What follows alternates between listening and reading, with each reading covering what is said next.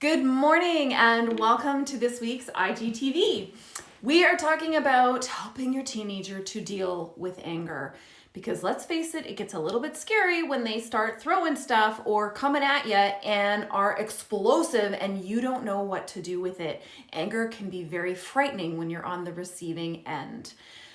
My name is Allie Payne and I am a certified life coach, certified relationship systems coach, and I've been working with parents and teens for over 14 years to help them end the painful disconnection, emotional blow-ups, stressful silences, to improve communication and build relationships on trust and respect, even if everything else you've tried isn't working. I want to welcome you this week. Thanks for being here, everyone, for joining me for this IGTV. I do want to do just a quick reminder that next Wednesday I'm hosting an adolescent substance use webinar with a Canadian award-winning expert in adolescent substance use. His name is Rand Teed. He will be here with me next Wednesday, August 25th. It is a webinar. The link is in my bio. I strongly recommend you register for it.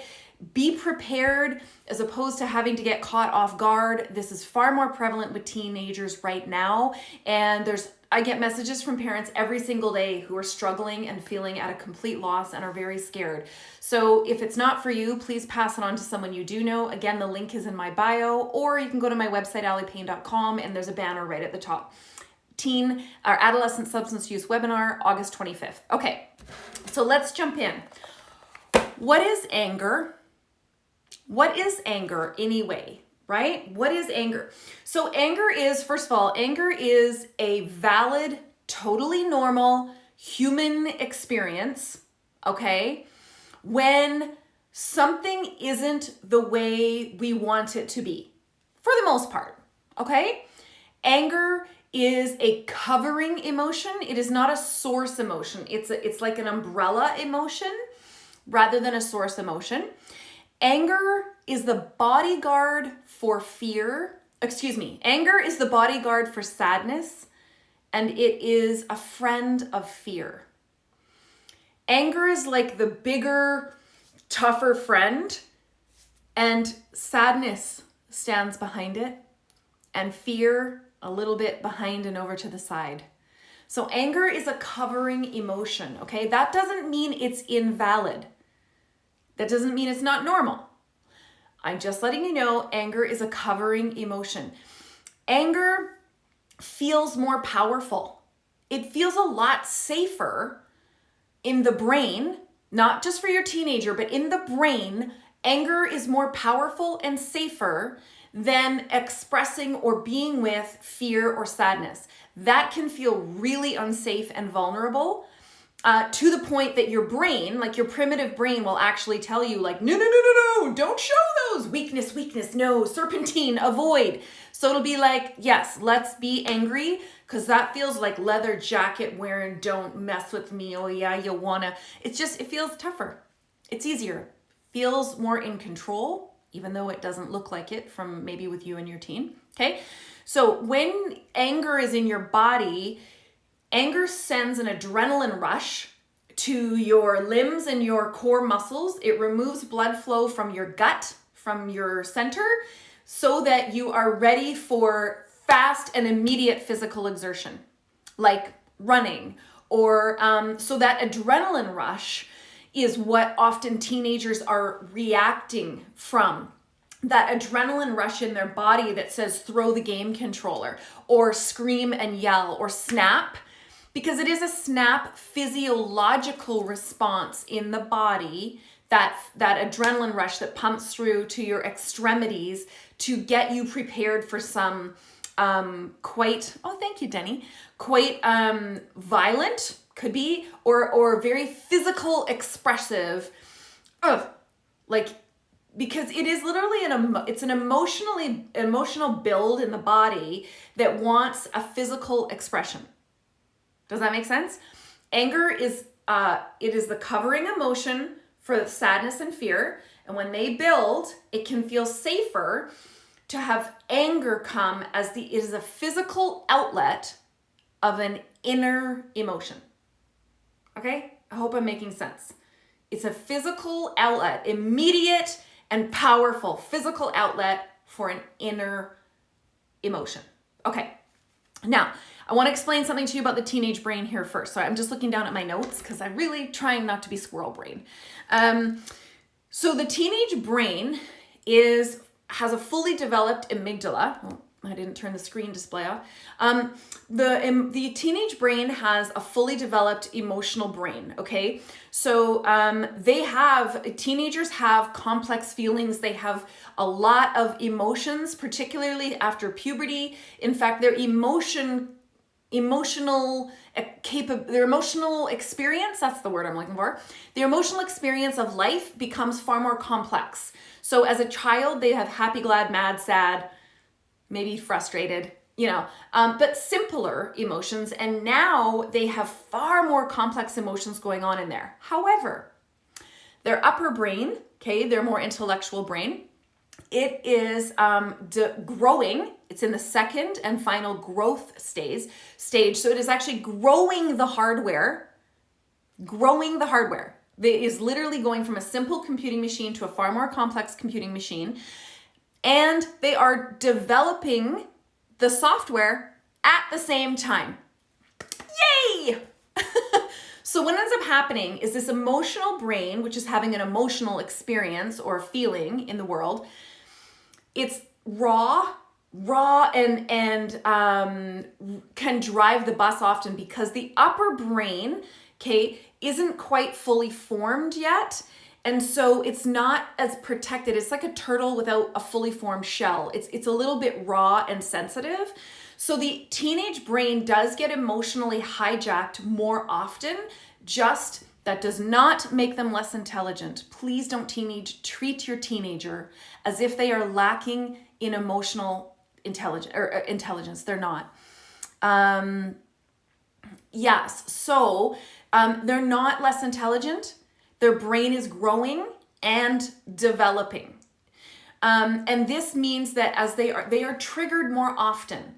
So that angry, frustrated, kind of angsty thing that you're getting from your teenager, depending on your teen, it's quite varied, can be normal, although concerning. All right? So it doesn't mean they're necessarily out of control or damaged or, they need counseling and severe therapy or something like that, okay? All right, so that's the teenage brain. So as I said to you before, anger is more powerful. It feels like being on the offense and safer than fear and sadness, which are generally behind anger. Those feel quite vulnerable. And if you just heard what I just said about the teenage brain, that it's already feels less covered, like the shell isn't solid and covering it yet. It's like kind of wavering above and a little soft.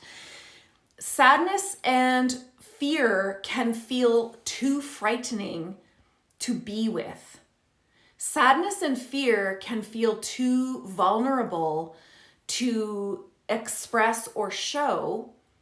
So anger comes in to feel safe. Now, this isn't like your teenager's like actual thought process. Okay, this is coping techniques, primal survival techniques that go on in our brain.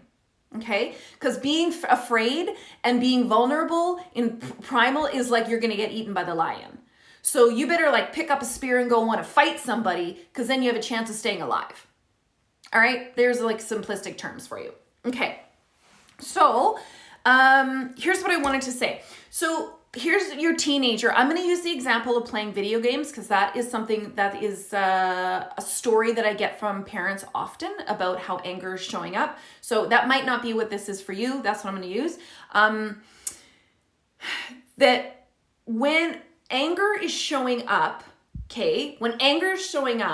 it's generally because there's a story in our brains.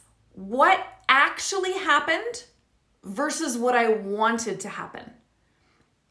What actually happened versus what I wanted to happen.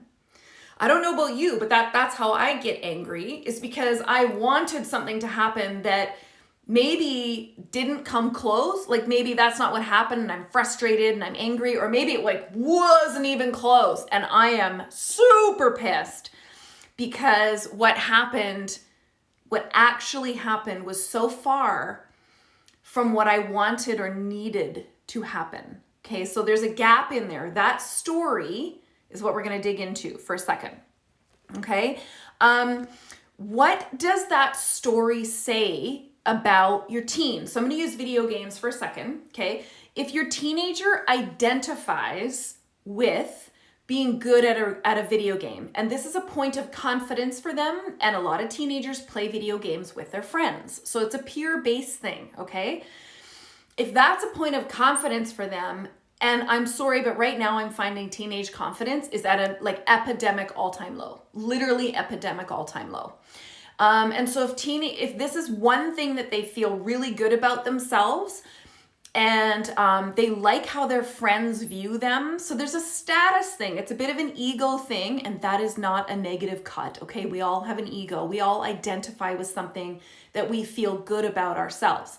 And the video game isn't going well, or one of their friends that they isn't supposed to beat them, or they're always supposed to be best at this or whatever, and they're losing or they lose the game, there's a part of their brain that tells them the story that they are a loser, which is different than losing the game. Do you get what I'm saying? They identify now with being a loser, and that reality is so hard to be with in that moment compared to what they wanted to happen or the way they currently identify themselves as the best at that game, and their friends look up to them, and now they lost, and maybe they lost to someone who was like supposed to be really sucky at the game or whatever. Do you see the gap in what they wanted to happen compared to what did happen?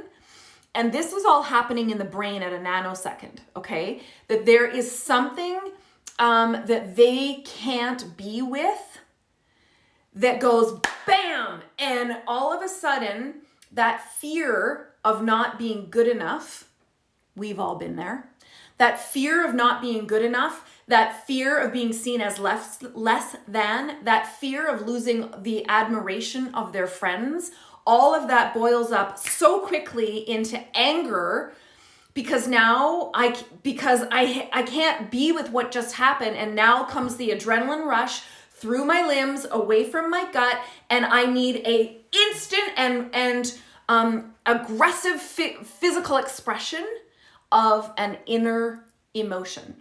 So that might look like I just threw the game controller at the TV and now I broke the TV. I smashed the TV and maybe I broke the game controller too.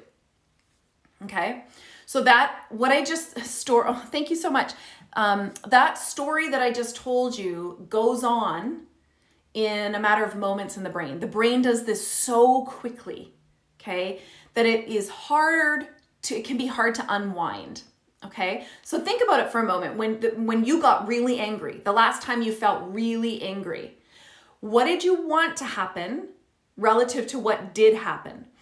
And did the gap in there challenge something that you hold dear about yourself, that you hold dear about someone else? Like you get really angry with someone when they lie to you, or they let you down, or they don't keep their word, because in your mind you're like, but that's not someone who ever, like, they're always so trustworthy and I have so much respect for them, and then they go do something that is wildly imperfect and human, just saying. And they go down here, and you can't be with that they are a person who's wildly imperfect, who makes mistakes. You get really angry because what happened relative to what you wanted to happen challenges something that you believed about someone else or about yourself. And it's hard to be with. And so when you can't be with it, that's anger. When you can be with it, which takes a level of emotional maturity, then you can be in fear and sadness. I can be in the deep sadness that I feel let down by someone who I held in such high regard. I can be with the sadness that perhaps my story about who this person was isn't really true. And maybe they're more human than I thought. And that hurts. It hurts a lot. But that takes emotional maturity to be with that. Okay. So, all right, I'm going to keep going down my list here. Okay. So ways to safely express anger. So remember, it needs a physical outlet. I don't care if you've got boys, girls, gender, it doesn't matter, whatever. Anger needs a physical outlet. So what we used to do in our house was we would tell our kids, you could punch pillows or the couch. You could punch the couch or punch the pillows on the couch. You could not throw cushions. You couldn't throw stuff. There was no throwing of anything. Or if they were up in their rooms or wanted to go alone in their rooms, they could get on their bed and they could punch pillows. They could, so we needed to first acknowledge that anger is human and normal, and that anger is going to happen. And there was a safe way to get that out. So I know that might sound kind of trite. Our kids were younger then, for sure. I have 2 boys. Now that they're older, something sharp and physical. So these are just suggestions. Please don't try telling your teenager this. Try getting your teenager to come up with ideas that work for them. So if they're really angry, it could be like smashing their hands together or running on the spot really hard, or it can be even like punching their fists, or it can be, so some kids it's just jumping jacks. It's not as sudden and harsh, but they need a physical outlet for that adrenaline. So it could be jumping jacks. It could be running in a circle in a room. It could be, some kids, it's just they need to like go for a walk. So there's all levels on the scale of that physical release, for sudden and aggressive physical release that is covering an inner expression, inner emotion, okay? So you want to find ways that feel safe for you and are safe for them, and less collateral damage maybe for them to express that anger, okay? So physical outlets. The other thing to let your teenager know, and this does not work in the heat of the moment, I cannot say that enough. Do not do this to your teen. Do not do this with your teen when they are heated. Breathing. One of the number 1 ways to abate that adrenaline response in the brain, which it's all primal and it's normal, okay, is to breathe. Breathe slowly and deeply, which is hard when you have an adrenaline rush going through your body, okay? So if this is what your teenager chooses, please don't judge how they're doing it, because they're the ones that are having the adrenaline rush. So their breath might seem faster than what you want it to be. It's because they got adrenaline going through their bodies. But if they just slow their breath and focus on their breath to calm the anger, that will bring it back down if they're willing to. That can be really hard to do in the moment, because what I need you to know in that moment is their brain, their emotional brain, remember it's not already fully covered anyway, has, this is a Dr. Daniel Siegel, the hand model of the brain. Their brain has flipped its lid. It's flipped its lid. So any of their executive function that is still growing and developing, that gives them emotional regulation and impulse control, has vacated.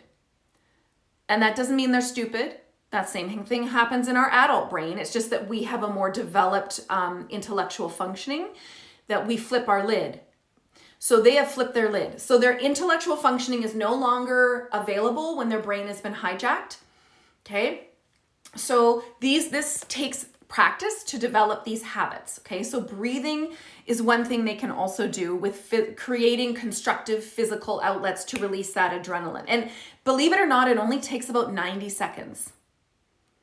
It only takes 60 to 90 seconds to abate or diffuse that adrenaline response, if they have the awareness to do it, okay? So this takes practice. The other thing that I would say is, what are some cues that might help them? So when your teenager is feeling angry, or now this takes, again, practice, but to develop the emotional awareness, oh, my phone is being super awesome right now. To develop the emotional awareness of creating like cues, like do they notice in their body So their temperature starting to rise, their heart rate starts to go up. These are all things, all cues of getting tense of before that adrenaline hit. Can they start to develop an awareness of the physical cues that go on prior to the anger outburst that help them to say, okay, I need to breathe for a minute, or I need to go for a walk, I need to go for a run, I need to do these physical outlets. That takes practice, okay? And then also patterns. What are patterns that have them in these anger cycles? So if this is happening a lot during the video game thing, then I would be like, okay, what is the pattern? Think about the pattern for a minute. And this is like taking slices of time. You cannot do this for your teenager. You can do this with your teenager, but this is your teenager's process, okay? Is that they start to figure out what are the patterns that are showing up right before this anger outburst. Is it that in the video game that they notice that it's not going well, or someone else kills their destroyer, or I don't know, whatever the game is, right? That when they can start to notice that and go, okay, hang on, I'm safe, I'm going to be okay. Because you see, anger tells your brain you're not safe. Because fear and sadness are not safe. They're very vulnerable. So I need to come up with anger. So if they understand in the brain that they can start to notice the physical cues prior to anger, or notice patterns. Is it patterns in a video game? Maybe it's patterns with a friend. Maybe it's a pattern with you. And if you notice the pattern, I talk about this in my 5-day challenge coming up in September. We look at negative patterns. What is the pattern of behavior or conversation that happens between you and your teen before an anger outburst? Now, sometimes you can see it and sometimes you can't, because their brain, again, can be often very triggered and hijacked, so there might not be. But if there's a pattern, then I'm going to ask you to have a look at, is there a role you're playing in that pattern? You can't control your teenager, but what might be something you could do differently to start to reroute that pattern? Now, this is a conversation I hope you're having with your teenager, because again, we want to normalize anger. Anger is a normal human emotion. It's okay to feel angry. And we want to let them know that it can start to feel safe to actually be with the fear and sadness. That's the whole point of this, is knowing that anger is going to happen, creating constructive and safe ways for them to build the awareness about the anger so that they start to feel safer to be with fear and sadness, which anger covers, okay? Okay, so here's the thing that I would like for you to do. I'm going to skip around my notes here a little bit. So you might need to limit the video game thing if it's turning into a huge anger source. You may need to limit it. I don't necessarily think removing it, because that is very shaming. And I'm going to tell you right now, if your teenager's angry and you're coming up against your teenager trying to be angrier and like shut down their anger, not gonna work, never has, never will. It's just gonna escalate the anger, okay? So when your teenager's really angry, trying to shut them down by making them wrong, or shut them down if you don't feel safe, which is very real, I acknowledge that too. Shutting down anger is like putting a plastic bag on a wound. It's just gonna fester and get worse, and then it's gonna blow up at you at a time where you may least expect it, and it's not gonna be good, okay? So I need you to validate the anger, and you can mirror it at the same time. So here's what I used to do with my kids when they were really angry. I would notice I could hear them yelling, or they were really angry, and I'd get to the same space with them, and I'd say, I get you're so angry. I would yell with them, not against them. Does that make sense? And they would be like, screaming, and I'd be like, yeah, I'd be so mad too. I get you're so mad. It's totally okay to be mad about this. I get angry with them.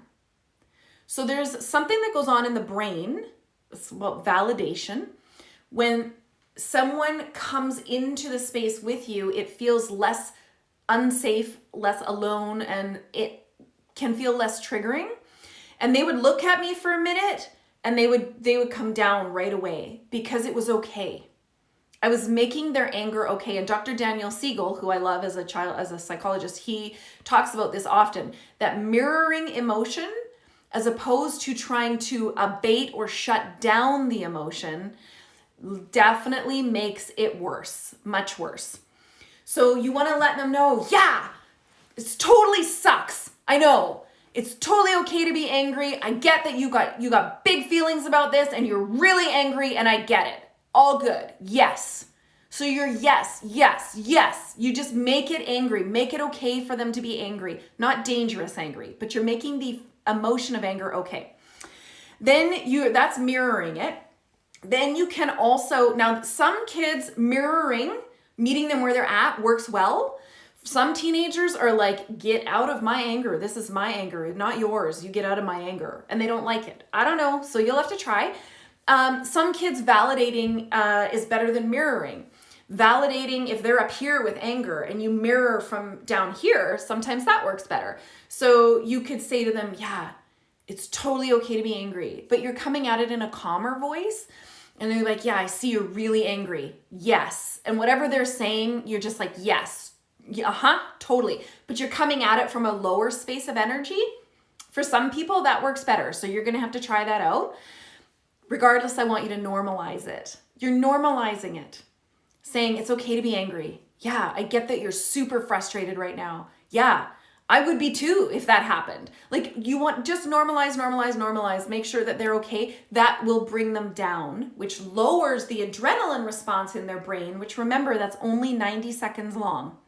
Okay? It will continue if their brain grabs onto it as a story. So that's a whole other topic. Anyway, okay, so trying to shut the anger down by getting angry at the anger, that's like having a campfire and then throwing wood on it. Like, you're already burning the anger fuel. So adding more anger is more fuel. So empathize, validate, and mirror, okay? So you might need to limit time for the video game. I know I kind of skipped over that, I'm sorry. So limiting time for the video game might be, and I'm using this as an example, might be the way to, first of all, you stop the pattern from happening. If it's a very destructive pattern, then stop the pattern. So you let them have access to the video game, but you say, today it's going to be like 30 minutes, or I don't know what a game is. I know, like, come on, parents, right? We all know some of these games are like 2 hours long, and that just might not work. It might just not work. So you might need to make an agreement with your teen that's like, no, 2 hours, I noticed that there's a pattern and it's not working. So you come up with a different agreement where you're like, no, you can play for half an hour today, and then we'll talk about it, what that was like for you. Like, because you're just helping them, you're supporting them to deal with anger without shaming them, okay? This is a learning thing that most adults have never done. So let's just be a little easier on our teenagers if their brains get hijacked into anger and they don't know what to do about it, okay?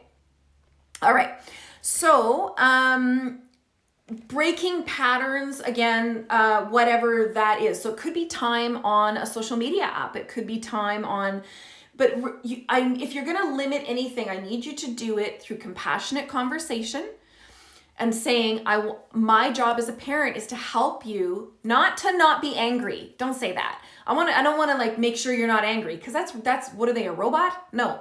I want to help you to develop effective coping skills around anger so that you can have this thing in your life and not be so hijacked by it, or not be so, that might be a little bit inflammatory language. Feel more empowered, feel more in control of your experience of it. Maybe say that, okay?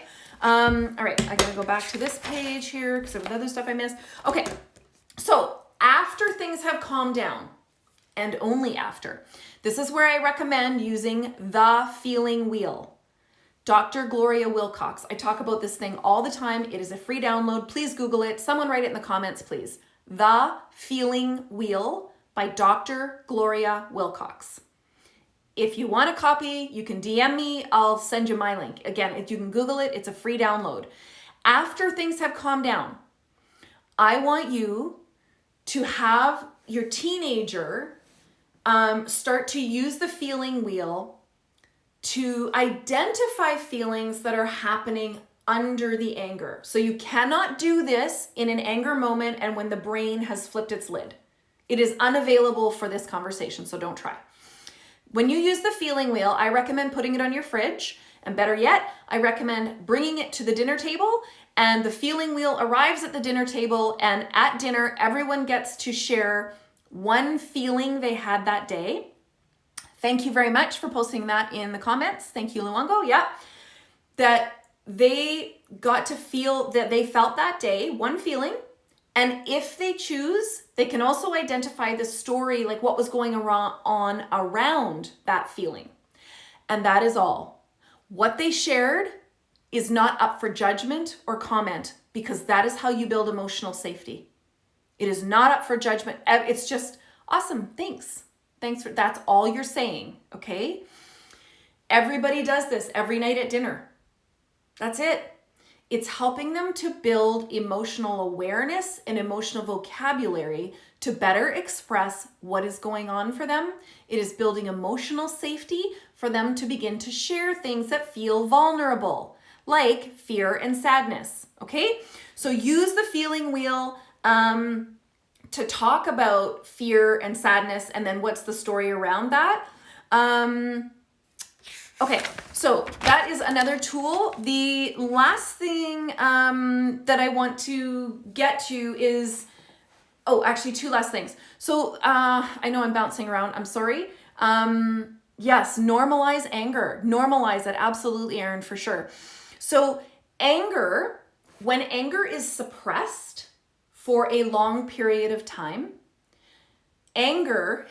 Do you see this? Anger times infinity. So when anger is suppressed for a long time, it becomes what's called rage. Rage is a prolonged sense of feeling hopeless and powerless. Okay? That's rage. Rage comes from a feeling of feeling out of control, hopeless, and powerlessness. So when you suppress anger by trying to get more angry and shut anger down, you are looking for a blowout. I don't know what the timestamp date on that is, but I don't want to be around when it comes out.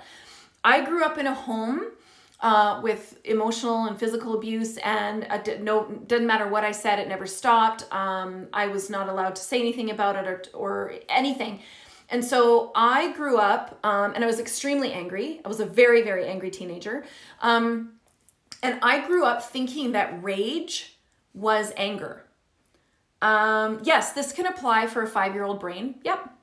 I grew up thinking that rage was anger. Now, when I had rage, my whole body would shake, and I was so afraid. I was afraid I was going to hurt someone or something. So I decided, let's just not do anger, because that will be healthy. Yeah, no, it didn't work. Doesn't work because it stores in your body and it's toxic and it has other physical repercussions. Okay. So it took me a long time in therapy, because that was, 20, 30 years. Anyway, to figure out that what I had was a sense of rage, and I could heal myself and that feeling of powerless and hopelessness over a long period of time. And now I can do anger, and I can be healthy in my anger. Okay? So this comes now to you. How do you express the importance of releasing anger and letting them express it too? First, that was actually what I was getting to, is you model it. You model it. That's my next and last point. How are you modeling anger expression? Healthy coping techniques. How are you modeling anger? Do you model anger?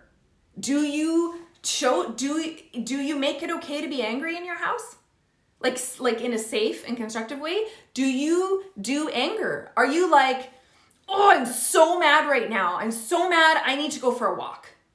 There. That's modeling that I feel angry, that it's okay to feel angry. And a constructive coping technique is I'm going to go for a walk. Or I'm so angry right now. This is what I wanted to happen. This is what actually happened. And I am in the muck in the middle right now. I just need to go turn on my favorite tunes and dance it out. I need 10 minutes to go be alone. Great. Expressing anger, making it normal, talking about the story between what you wanted to happen and what actually happened. Okay. And what you're doing about it. So are you actively expressing anger at home in a way that looks healthy? Because expecting your young adult to not express anger in a not appropriate way, in an inappropriate setting that's not acceptable. Like, it's not normal. Their brains are lacking emotional regulation and impulse control. So this is a learning process.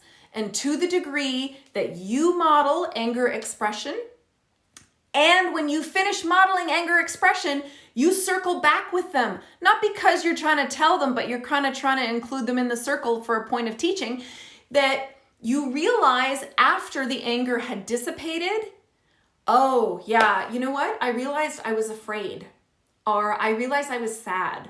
See, when you model for them that you know anger is a covering emotion that feels more powerful, that has a physical adrenaline, physical response to it, and then you model what you did about it, and then you model that you were willing to look under the anger and see what was really there, which is usually a very vulnerable feeling. You're modeling this, and that's why I recommend using the feeling wheel at dinner time, because maybe you use the feeling wheel and say, I felt mad, rage, and whatever, and this was happening, and then when I calmed down, I realized that I felt this way because I just had a really hard time with this, and now I realize it's this. So are you modeling that? So absolutely, it's all about how both parents model anger. Because if you have a daughter who's watching how her dad does anger, and her dad is making anger, and I'm not throwing dads under the bus, I'm just using this example, that her dad is making that okay. Her dad is making expressing anger that way okay. I mean, we're all expressing anger in a certain way, so we're all making it okay, but what are you making okay? I don't know. I got no judgment about it. I'm just saying how you model it, and so that's why I go back to using the feeling wheel at dinner time. Put it on the fridge. Use the feeling wheel at dinner time. But remember, after your teenager shares, there's no commentary. There's no commentary and there's no questions. And I know that might seem odd, but there's no questions unless they're okay with it. And you can set that up. You can be like, listen, guys, after each person shares, we do not ask questions. We just say thank you because we want it to be safe to share. And so if you have a teenager who's like, well, why didn't you ask me more? You'd be like, oh, okay, if it's safe for you to ask more, then I'd love to know more about that. But you're building emotional safety so that, yes, you've got to print it out and bring that home. Okay, so that is my thing for anger. I hope that was helpful. This is all about normalizing anger, validating it, rather than trying to shut it down and stuff it. That doesn't work. Finding effective, so that you let your teenager understand what anger is, how it hijacks the brain, creates a physical response that only lasts for 90 seconds. And they may need a very sudden and aggressive physical outlet in a safe way that helps them abate that adrenaline response in the 90 seconds. Then you're teaching them healthy coping techniques to look below the anger, so that this is something that they can become better at, because it takes practice. It absolutely takes practice. Yes, absolutely. It all takes practice. And I mean, we're all going to get triggered and angry at inappropriate times. Our brains work that way. So we're all going to get triggered, and we might not even know why. We might not know why. And that's the thing, is your teenager might not know why. And that's okay, because remember, in the trigger moment, they flip their lid And so the why is not even available. So, okay. So I'm going to post this here on my feed. I want to thank you so much for joining me. Again, my name is Allie Payne, and I want to remind you I've got that substance abuse webinar coming up August 25th. The link is in my bio, or there's a banner at the top of my webpage, alliepayne.com. If you go to alliepayne.com under the Work With Me menu, I've got lots of options of ways I can support you further, and programs coming up. Group coaching is opening. I've got more spots. There's all links in my bio that I update regularly with resources, blogs, videos, etc. And I also post these videos on my YouTube channel if that is something that you are more apt to watch. So thank you so much for being here. I'm here every Thursday at 11 a.m. Pacific, and I look forward to seeing you next week. Have a great week, everybody. Bye.